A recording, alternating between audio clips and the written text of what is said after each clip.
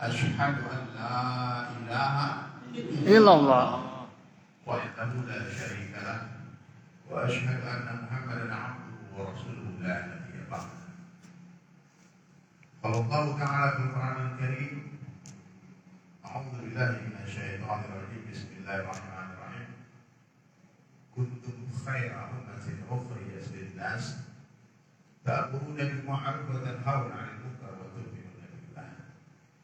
Wa qala Nabi sallallahu alaihi wasallam fi hadis qudsi an Abi Dzar radhiyallahu anhu yaqul sami'tu Abu Qasim sallallahu alaihi wasallam yaqul inna Allah qala ya Isa inni ba'ithu min ba'dika ummatan in asabahum ma yuhibbuna hamidullah wa in asabahum yafrahuna tastabu wa sabaru wa la ilma wa la ilma kaifa yakunu hadha lahum wa la ilma wa la ilma ya Rabb. Qala Allah Ta'ala u'tihim min ilmi wa ilmi atau kama qala Rasulullah sallallahu alaihi wasallam.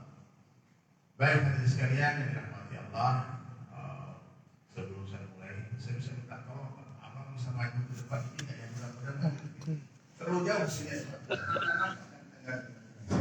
Yang mudah-mudahan tua-tua boleh ke sana, yang mudah-mudahan maju ke depan. Ayo. udah kebiasaan. Ayo. Termasuk semua. Mantap. Ayo bapaknya saya, bapaknya masya Allah.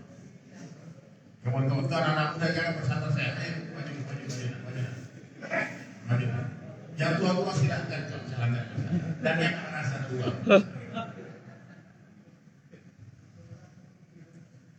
Baik kan? Ya alhamdulillah ada teman-teman dari Trans TV datang tadi mau wawancara, saya bilang langsung ke mesin aja, datang dari sini. Lagi ada berita-berita viral yang menyangkut bahwa agama, lalu mereka bertanya. Nanti kita bahas. Cakep. Nanti masuk infotainment lagi. Ini mereka nanti masuk ini Wan, insert ya. Insya Besok nonton TV bahwa apa-apa ini Allah. masuk TV. Wah. Baik hadirin sekalian, kita harus yakin, seyakin-yakin bahwasanya tidak ada yang berkuasa di dunia dan di akhirat selain Allah.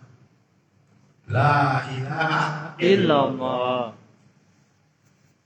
Selain Allah adalah makhluk, dan seluruh makhluk tidak bisa memberikan manfaat dan mudarat sedikit pun tanpa izin Allah. La ilaha Illallah. Ini perkara paling penting dalam kehidupan orang beriman. Di hati orang beriman mesti ada satu sifat, yakni yakin kepada kalimat thayyibah la ilaha illallah. Orang-orang beriman tidak akan takut kepada siapapun kecuali kepada Allah, tidak akan meminta kepada siapapun kecuali kepada Allah, dan tidak akan berharap kepada siapapun kecuali kepada Allah. La ilaha Illallah. Ini apa memang? Ngomong ini mudah, tapi memasukkan kalimat ke dalam hati ini perlu berjuang sampai mati. Iman itu letaknya bukan di lidah, bukan di mata, bukan di telinga, bukan di kepala. Iman itu letaknya di dalam hati.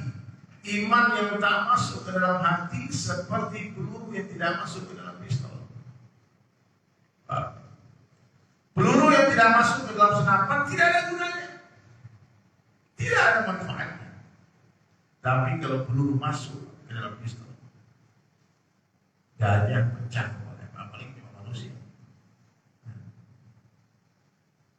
Kita berburu ke hutan, ada harimau, ambil peluru lempar sama peluru. Kira-kira yang mati harimaunya atau kita? Kita yang mati. Makanya usaha kita yang singkat di dunia 60-70 tahun apa? Memasukkan kalimat la ilaha illallah ke dalam hati. Itu maksud hidup kita. Bagaimana di hati kita ada Allah? Di hati kita ada kebesaran Allah. Ma fi qalbi ghairullah. Tidak ada apapun, tidak ada siapapun di hati selain Allah. Dunia di tangan, di hati jatuh. Ya Allah, hilangkanlah dunia dari hatiku, bukan dari tanganku. Itu doanya Syekh Abu Bakar. Ya Allah, hilangkanlah dunia dari hatiku, bukan dari tanganku. Hari ini di tangan tak ada dunia, di hati banyak dunia. mungkin hadirin sekalian. Tidak akan mungkin seekor ayam mau masuk ke dalam kandang selama di dalam kandang ada musangnya. Maka bersihkan kandang ayam tadi, keluarkan musangnya, nanti baru ayam akan masuk ke dalam kandang. Kalau di dalam sumur itu ada bangkai tikus, ya Pak. Kita pesan ke air isi ulang 100 tangki. Tolong Pak, ini ke sumur saya di bau air ini, bisa kan? Dia masukin 100 tangki air jernih isi ulang. Kira-kira sumurnya bersih kan? Akan tetap najis. Bagaimana supaya sumur tadi jadi bersih? Kuras habis air sumur itu, keluarkan bangkai tikusnya, baru ganti dengan air bersih. Paham? Jadi mengeluarkan makhluk dari hati ini bukan perkara main-main. Istri tak boleh masuk hati, suami tak boleh masuk hati, anak tak boleh masuk hati, motor tak boleh masuk hati, mobil tak boleh masuk hati, rumah tak boleh masuk hati. Hati itu kecil Pak, tapi dunia masuk ke dalam. Orang-orang yang beriman hatinya penuh dengan kibri Allah, kebesaran Allah. Tidak ada makhluknya. Hatinya penuh dengan la ilaha illallah. La ilaha illallah. Jangan main-main. Hari kesyirikan terjadi di mana-mana. Kesyirikan itu bukan hanya datang ke dukun. Ya. Hari ini kalau orang datang ke dukun, oh syirik. Betul kan? Betul. Dukun santet, dukun tukang ramal itu, dukun beranak itu. Dukun urut itu tidak ada masalah, itu ada syirik. Tapi kalau orang datang ke tukang ramal, ada masalah, ada pelaris datang minta ini, minta jampi-jampi, itu kesyirikan besar. Tapi orang lupa aja ketika dia sakit, dia ingat dokter, dia ingat rumah sakit, ingat obat, itu juga sebuah kesyirikan. Kalau kita lama, kita ingatnya nasi padang bukan Allah, itu juga kesyirikan. Paham? Ini kami orang anggap kesyirikan itu cuma datang ke duduk ya. Padahal orang berharap kepada makhluk. Orang yang matahari, lalu dia yakin matahari memberi manfaat, dia yakin matahari memberi cahaya, itu kesyirikan. Orang beriman ketika dia melihat matahari, dia nafikan matahari. Dia akan katakan dari matahari, kau makhluk, kau tak bisa memberi manfaat kemudian tanpa izin Allah. Cahaya bukan milik kau, wahai matahari, cahaya milik Allah. Allah mampu memberikan cahaya dengan engkau kepada engkau. La ilaha illallah. nafikan matahari. Sampai hari ini, sampai detik ini, ada satu kaum yang menyembah matahari. Kenapa tidak ada dakwah? Allah Subhanahu wa Ta'ala telah mengkaitkan dirinya. Allah tak nampak. Yang nampak matahari, yang nampak toko, yang nampak sawah, yang nampak kantor, yang nampak suami. Maka orang beriman dia nafikan semua yang nampak. Alladzina yu'minuna bil ghaib. Sesungguhnya orang beriman dia percaya kepada yang tidak nampak. Selagi masih percaya dengan yang nampak-nampak, kita dicoret dari daftar orang beriman. Masih yakin toko mendatangkan rezeki, ini kesyirikan. Ya, siapa mendatangkan rezeki? Allah mampu memberi kita rezeki dengan toko atau tanpa toko. Buah itu bukan datang dari pohon. Buah bukan datang dari ranting bukan datang dari dahan bukan datang dari batang bukan datang dari akar bukan datang dari tanah. Tapi akar datang dari Allah, batang datang dari Allah, dahan datang dari Allah, ranting datang dari Allah, dan buah datang dari Allah. Nanti di surga ada pohon akar yang di atas. Susu bukan datang dari sapi. Susu datang dari khazanahnya Allah. Nanti di surga ada sungai susu, tak ada sapi. Ada sungai madu, tak ada lebahnya. Nah, makanya tugas kita di dunia hadirin sekalian menafikan semua yang nampak, mengisbatkan kepada Allah. La ilaha illallah. Dua kalimat nafi isbat. Bisa tak kira-kira? Insyaallah. Datang ke toko, kemudian nafikan toko. Oh kalau begitu Allah yang ngasih rezeki kita, masa pedagang lagi. Kan Allah yang menyembuhkan, apa yang berobat? bukan begitu.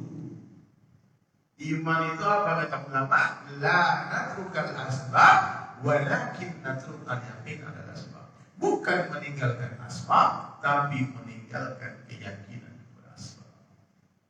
Semakin sungguh-sungguh kita bekerja, semakin yakin kita Allah yang memberi rezeki. Semakin sungguh-sungguh kita berobat, semakin yakin kita Allah yang menyembuhkan. Meninggalkan asbab haram, yakin kepada asbab syirik. Paham? Coba diulangi kalimat ini Pak. Meninggalkan asbab haram, meninggalkan asbab syirik, yakin kepada asbab syirik. yakin asbab syirik. Jadi jangan salah paham Pak. Nanti pulang pengajian tauhid, oh kita nggak usah dagang lagi. Jangan nggak rezeki gitu ya. Kita tidur aja lagi di rumah. Berdosa. Dalam Islam nggak boleh ada pemalas. Berdagang bukan jadi rezeki, berdagang untuk mendapatkan ridho Allah. Rezeki datang dari Allah, nggak ada hubungannya rezeki dengan berdagang. Tidak ada hubungannya rezeki dengan pekerjaan. Kalau urusan dunia ini terserah Allah. Kadang-kadang orang kerja sedikit dapatnya banyak, kadang-kadang orang kerja banyak dapatnya sedikit, betul nggak? Betul. Kadang-kadang orang nggak kerja dapatnya banyak, kadang-kadang orang kerja mati-matian pagi siang malam tak tambah banyak. Itu dunia. Dunia ini Allah yang mengatur, ya.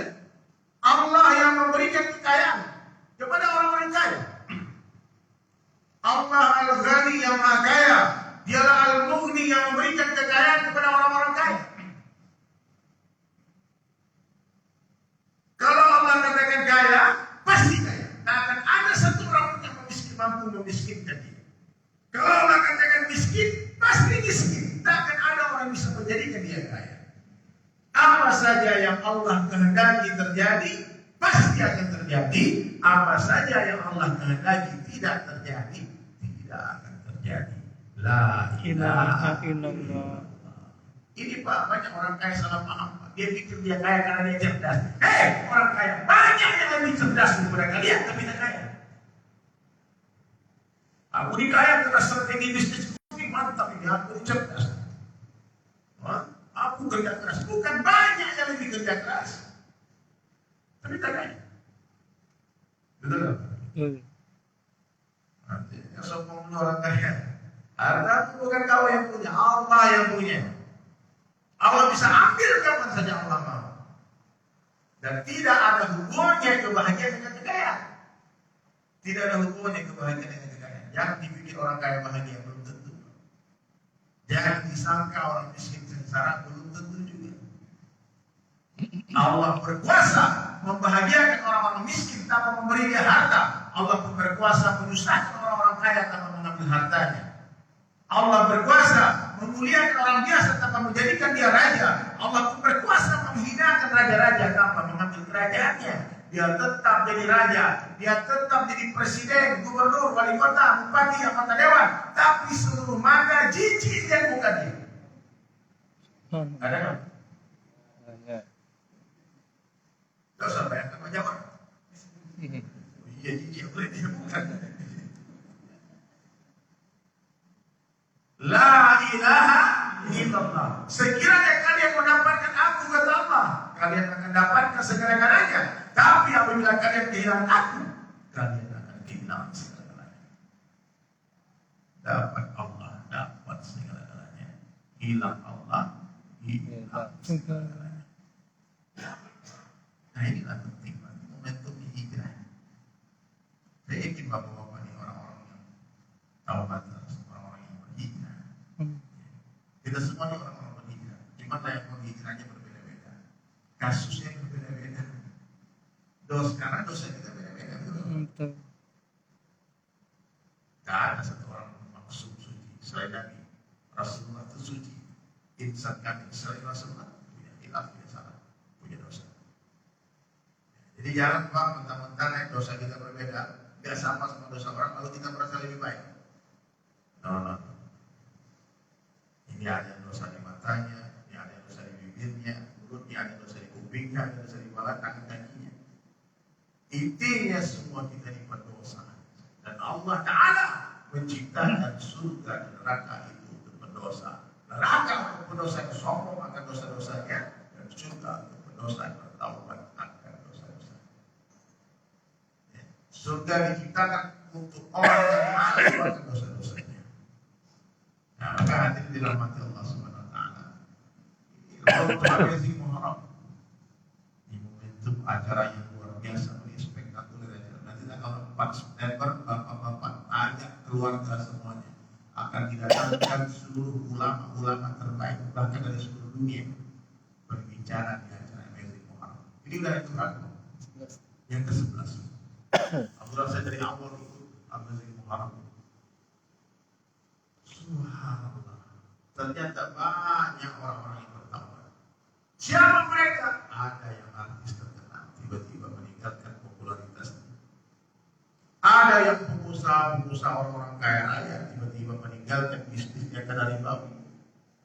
Ya, macam-macam profesi, macam-macam kasus.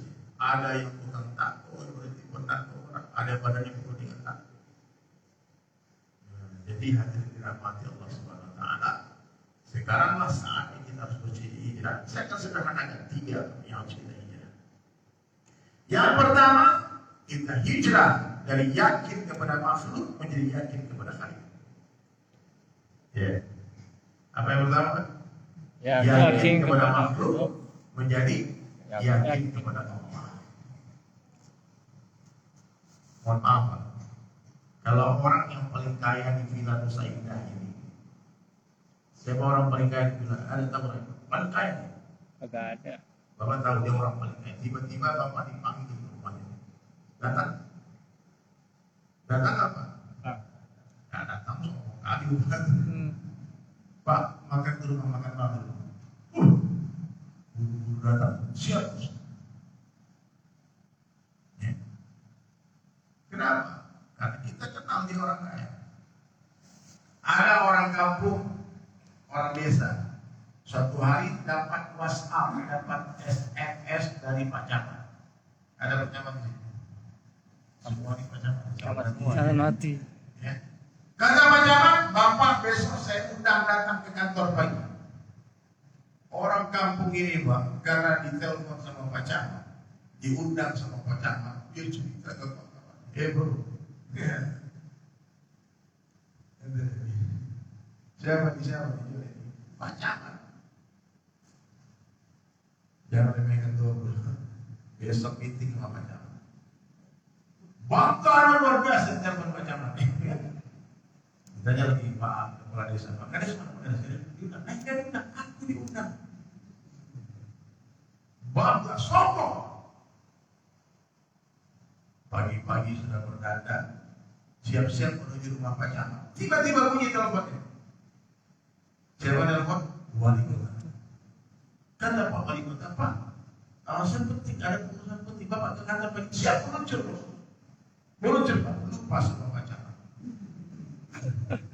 Dia batalkan janjinya dengan Pak Camat. Kenapa berani orang kampung tadi membatalkan janji dengan Pak Camat? Karena dia kenal dengan wali kota. Nanti kalau Pak Camat marah, pasti wali kota bela saya. Sedang menuju rumah wali kota, tahu-tahu ditelepon sama gubernur. Villa Nusa Indah itu gubernurnya siapa?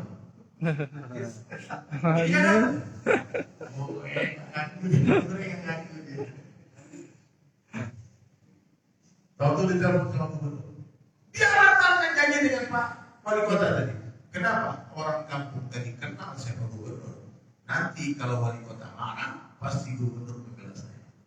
Betul kan? Begitu manusia, dia hanya akan mentaati orang dia kenal. Kenapa Allah yang panggil 5 waktu? Malikul Mulk, rajanya para raja, yang menciptakan seluruh raja-raja, yang menciptakan seluruh presiden, gubernur, wali kota, bupati, Pak Camat adalah Allah. Yang memberi kita mata adalah Allah. Yang memberi kita telinga adalah Allah. Yang memberi kita berjuta nikmat yang ada di tubuh kita. Coba pelajari diri kita. Bagaimana Allah memberikan kita nikmat akal untuk berpikir. Pernah nggak kita berpikir? Siapa memberi kita pikiran sehingga pikiran kita bisa berpikir? Allah. Allah beri kita nafas 20.000 kali kita bernafas without thinking, tanpa berpikir. Oksigen gratis Allah bagi. Berdiri di atas bumi Allah, di bawah langitnya Allah, minum air yang Allah ciptakan. diberikan rumah sama Allah, diberi istri sama Allah, diberi suami sama Allah, diberi anak sama Allah, diberi pangkat sama Allah, diberi jabatan sama Allah, diberi rumah sama Allah, diberi mobil sama Allah, diberi motor sama Allah. Jadikan air laut sebagai tintanya, jadikan dedaunan sebagai kertasnya. Tulis firman Allah satu persatu. Kering itu air laut, habis semua dedaunan. Masih ada iman Allah. Kenapa Allah panggil tak datang? Kurang aja.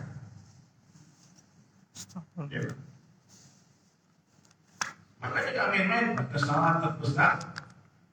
Satu orang dipanggil Allah, dia dengar panggilan azan, dan dia tak penuhi panggilan azan itu. Lebih baik dituangkan timah yang mendidih ke telinganya, kata Al-Quran. Jadi kalau mau hijrah, sholat perbaiki 5 waktu di masjid. Gak usah ngomong agama tinggi-tinggi. Ngomong agama ini macam-macam menurut pendapat saya. Ngaji gak pesantren gak pernah, tapi kalau ngomong agama menurut pendapat saya. Gak boleh. Yang boleh menurut pendapat saya itu ulama. Ya kan aku ulama di Anda tahu ciri-ciri ulama di Indonesia di Jawa seperti apa? Ini guru saya bilang. Ciri-ciri ulama di Indonesia, bahasa Arabnya lebih fasih daripada bahasa Indonesia. Nulis Arabnya lebih lancar daripada nulis Latin.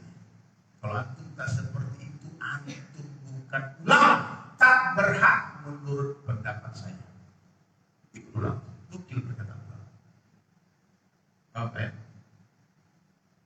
Ngomong agama tinggi-tinggi, mujahalah berdebat di sana sini, tapi sholat subuh tadi masih. Nah ada cerita, orang hijrah itu Pak, kalau sholat di rumah itu belum hijrah. Saya kalau melihat orang itu hijrah atau tidak, saya cuma lihat satu, di mana sholatnya? Aku udah hijrah Pak. Subuh di mana? Itu subuhnya agak berat. Baru Bagaimana? Siapa? Jadi di mana sholatnya? Kata Nabi, kalau kalian menyaksikan orang yang mondar-mandir ke masjid, subuh dia ke masjid, zuhur dia ke masjid, asar dia ke masjid, maghrib dia ke masjid, isya dia ke masjid, pastikan dia orang beriman. Siapa yang tahu di pagi hari dan dia pergi ke masjid, sungguh dia telah membawa bendera iman. Siapa yang tahu di pagi hari tak ke masjid dia ke pasar, dia telah membawa bendera syaitan. Alhamdulillah. Siapa ya? Jadi kalau mendengar azan buru-buru ke masjid. Bahkan saya pernah dengar seorang ulama menjelaskan azan ini diteriakin, dikumandangkan pakai speaker kiri kanan depan belakang speaker. Sampai ada yang merasa terganggu dengan speaker masjid. Orang-orang munafik ini mendengar speaker masjid. Tapi kalau kata guru saya, azan ini diteriakin untuk memanggil orang-orang lalai, untuk memanggil para pencipta dunia. Sudah waktunya ke masjid, dia masih di pasar, dia masih di sawah, dia masih di kantor, dia masih di rumah.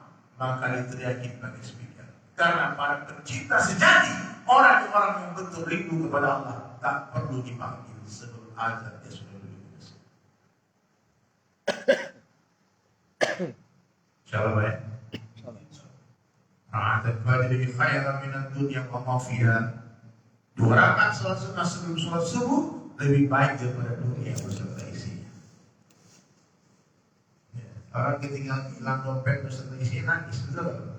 Ini kehilangan dunia beserta isinya biasa-biasa saja. Karena mulai hari ini semua yang mendengarkan ini, baik di sosial media ini, di TikTok, siapa ini ramai di TikTok. Di zaman dulu zaman Nabi nggak ada TikTok ini. Ya, tapi sekarang ada. Kita ceramah di sini orang meninggal di Amerika, orang meninggal di mana? Bahkan hari-hari orang bersekarang. Gunakan semua potensi yang ada untuk mengajak manusia kepada Allah. Itu yang pertama. Hijrah dari yakin kepada makhluk menjadi yakin kepada Khalik. Bagaimana caranya? Kenali Allah. Maaf, saya minum dulu. Silakan.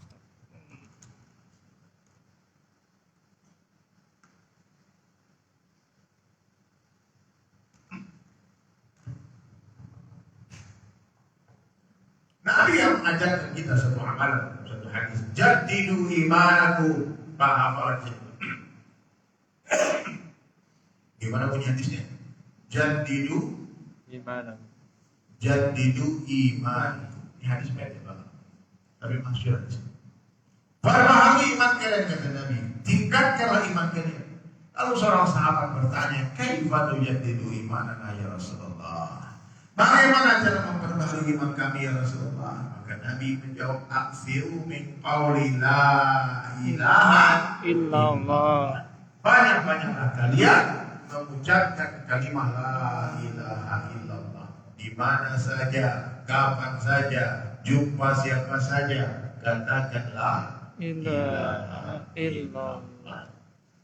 Coba ikuti Pak kalimat ini Pak. Sederhana Pak, tapi ini hakikat daripada la ilaha illallah. Semua dengan suara keras Bapak Ibu ya. Allah kuasa. Allah kuasa. Makhluk tak kuasa. Makhluk tak kuasa. Coba ulang 3 kali Bapak Ibu. Allah kuasa. Makhluk tak kuasa. Allah kuasa. Makhluk tak kuasa. Allah kuasa. Makhluk tak kuasa. La ilaha Illallah. Siapa makhluk? Siapa makhluk? Selain Allah. Jibril makhluk. Mendak. Itu malaikat Jibril pernah diusir sama Nabi Ibrahim. Gara-gara coba-coba merayu Nabi Ibrahim. Hai Ibrahim, minta tolonglah sama aku. Aku padamkan api ini. Bahkan sebelum Jibril turun, Amirul Malaikat Jibril alaihissalam, 2 malaikat telah turun menawarkan bantuan. Apa jawaban Nabi Ibrahim alaihissalam? Hasbunallah wa ni'mal wakil. Ni'mal maula wa ni'mal nasir. Ini pelajaran tauhid. Apa? Ini ada masalah lah untuk banyak orang kaya. Mana yang bisa bantu saya? Bos mana yang bisa tolong saya? Polisi mana yang bisa tolong saya? Preman mana yang bisa backing saya? Ada masalah itu banyak bank. Bank mana bisa utangin saya? Yang lebih parah lagi, dukun mana yang bisa tolong saya? Dukun lagi viral. Iya. Dukun itu dibilang orang pintar. Kenapa? Karena semua yang percaya datang kepada dukun itu orang bodoh. Udah. Dukun demonstrasi sekarang, gara-gara jobnya sepi. Iya. Gara-gara jobnya sepi, Dibongkar. kan kalau dia dukun itu bisa jual penanis, Pak. Iya. Itu menunjukkan kalau benar-benar semua itu tipu muslihat selama ini. Allah. Please Pak, udah ngaji ke masjid datang ke dukun. Tanya Pak, gimana Pak? Besok dukun itu tak tahu dia besok masih hidup apa tidak. Coba ya. Katakanlah ilaha illallah. Nabi. Ini kita bicara Nabi. Nabi 124.000 orang Nabi berkumpul. Seluruh Nabi berkumpul, berjuang mati-matian siang dan malam. Nabi-nabi merayu-rayu manusia di siang hari, menangis mereka di malam hari. Ya Allah, hidayah buat ya Allah. Dia akan mampu memberi hidayah seorang manusia yang berkata Nabi. Nabi tak mampu memberi manfaat dan mudarat apa itu. Apa lagi cuma kita? Itu orang kiai itu anak kiai kok begitu? Anak Nabi ada yang kafir. Istri Nabi ada yang kafir. Bapak Nabi ada yang kafir. Orang tua Nabi ada yang kafir. Tidak tuh sekarang beriman itu luar biasa. Bukan anak kiai, bukan anak Nabi. Tapi Allah beri hidayah. Gak main-main. Dan hidayah Allah beri kepada siapa saja yang mau. Siapa saja yang mau, Allah tak peduli dia siapa. Baik dia dulu seorang pembunuh, dia seorang pemaku, dia seorang pencuri. Kalau Allah ingin dia, kalau dia ingin mendapatkan hidayah, siapa berjalan menuju kata Allah, aku berlari. Tapi yang tidak mau, Allah tak perlu pahala lagi, meskipun dia anaknya Nabi sendiri.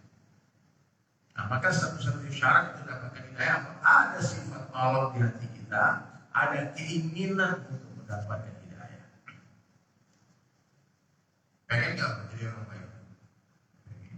Pengen nggak jadi penghafal Quran? Pengen nggak menjadi Kalau ada keinginan, satu langkah akan langkah selanjutnya. Jadi kami dari hidayah ini mutlak intinya Allah di dalam genggaman Allah. Allah berikan kepada siapa yang Allah kehendaki.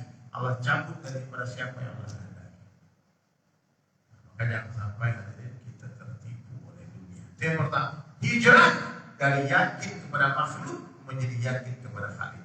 Yang kedua, kita berhijrah dari cinta kepada dunia menjadi cinta kepada akhirat. Bisa nggak, Pak? Apa beda dunia dengan akhirat? Ada tahu? Apa beda dunia dengan akhirat? Dunia kelihatan, Dunia sementara, akhirat selamanya. selamanya. Itu ada judul lagu DS. Lagu saya judulnya DSAS 1, DSAS 2, DSAS 3, DSAS 4, DSAS 5 sampai produser itu bingung. Ini ada judul lain? Gak ada. Ini satu judul DSAS. Dunia sementara, akhirat selamanya. Banyak orang yang lupa dan berkata, dunia bukanlah tempat tinggal, tapi dunia tempat meninggal. Dunia adalah tempat yang akan kita tinggalkan. Sekarang kita di atas tanah, tak lama lagi tanah di atas kita. Sekarang dunia nyata, akhirat cerita setelah mati. Akhirat nyata, dunia tinggal cerita. Makanya kalau mau berhijrah bertaubat itu sekarang juga, malam ini sekarang tahu. Angkat tangan, menyerahlah kepada Allah sekarang juga. Sekarang juga. Kalau iya 1 jam, dan belum tentu ada 1 jam. Atau dia 1 jam lagi masih hidup. Saya akan menakuti banyak. Saya pernah ceramah. Saya yakin, saya bilang, semua kita ini gak akan lama lagi. Mungkin malam ini ada yang berangkat. Mungkin hari ini hari terakhir kita. Ya. Kemudian saya pulang sampai ke rumah di Cibubur. Ceramahnya Jakarta. Ini saya tadi, Pak. Sampai di rumah saya putar mobil, telepon panitia. Assalamualaikum Ustaz. Iya, Ustaz. Ingat gak bapak-bapak tadi yang paling keras ketawa ya? Iya, meninggal kok. Serius gimana kita lihat tadi ya? Aduh, ya salah, aku datang ceramah nih. Takut mati, gak takut mati? Mati. Jangan menunda taubat. Karena ajal tak menunggu kita bertaubat. Kita lah yang harus bertaubat menunggu ajal itu datang. Kita lah yang harus bertaubat menunggu ajal itu datang. Ya, Pak. Mau tahu dunia dengan akhirat perbandingannya? Celupkan ujung jari telunjuk kalian ke samudera yang luas. Lihatlah air yang ada di ujung jari kalian hati. Dunia, itulah dunia. Kalau saja harga dunia dalam pandangan Allah sama dengan 11 sayap nyamuk, orang-orang kafir tak akan diberi minum walau seteguk air. Jangan ini pada orang kafir kaya. Kucing dikasih makan, tikus dikasih makan. Tapi beda. Kucing dikasih makan karena disayang, tikus dikasih makan karena dibenci. Dalam makanan tikus ada racunnya.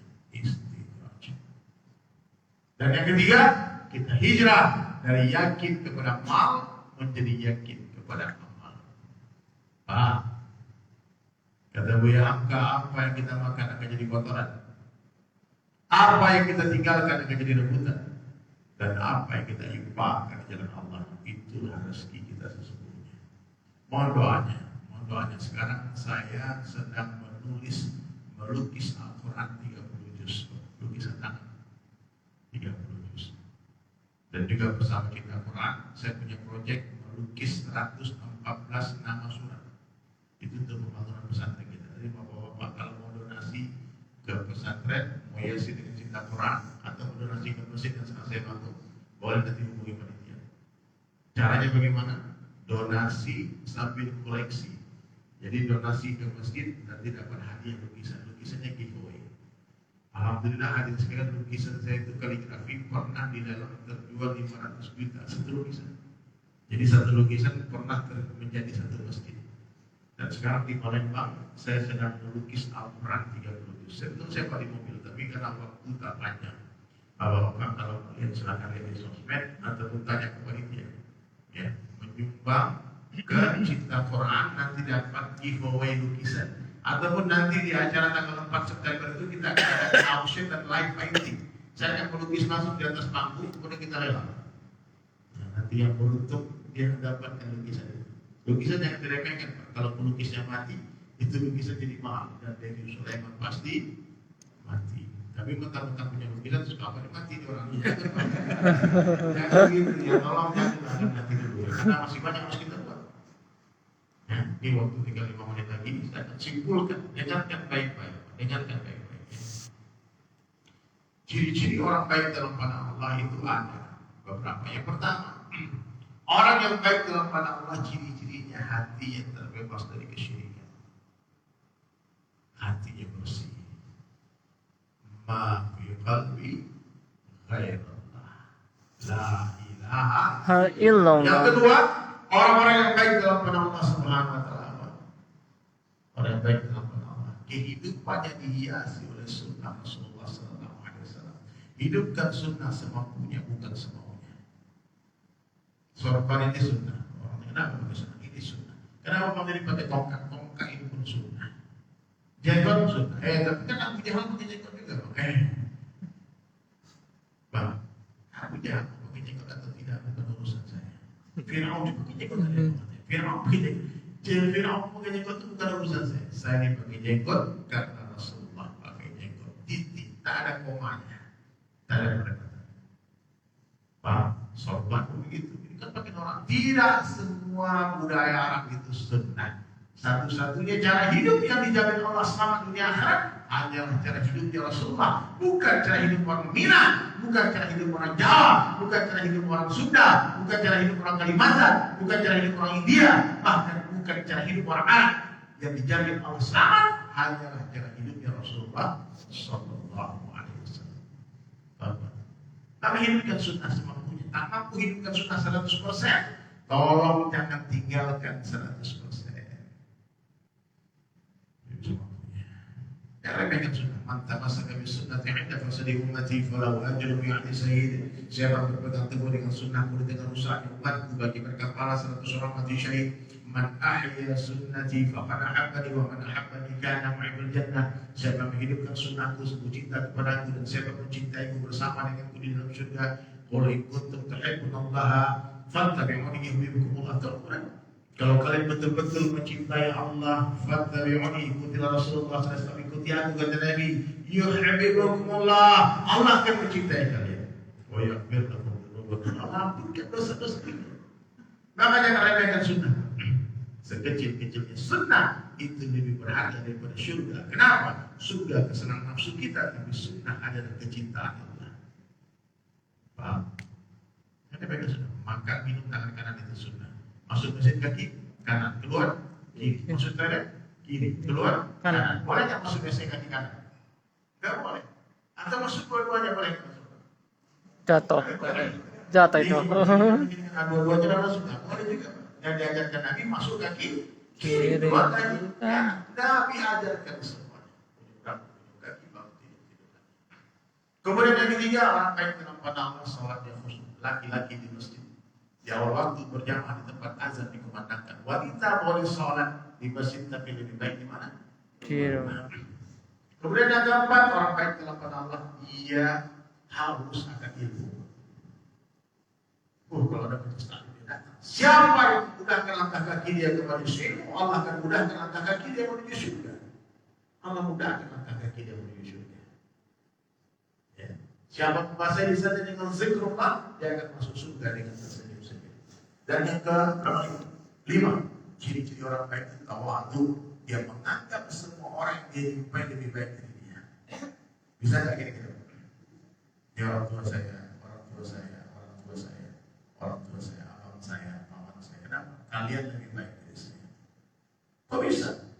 Karena hari lahirnya orang yang lebih tua dari kita itu lebih dekat dengan hari lahirnya Rasulullah ketimbang kita.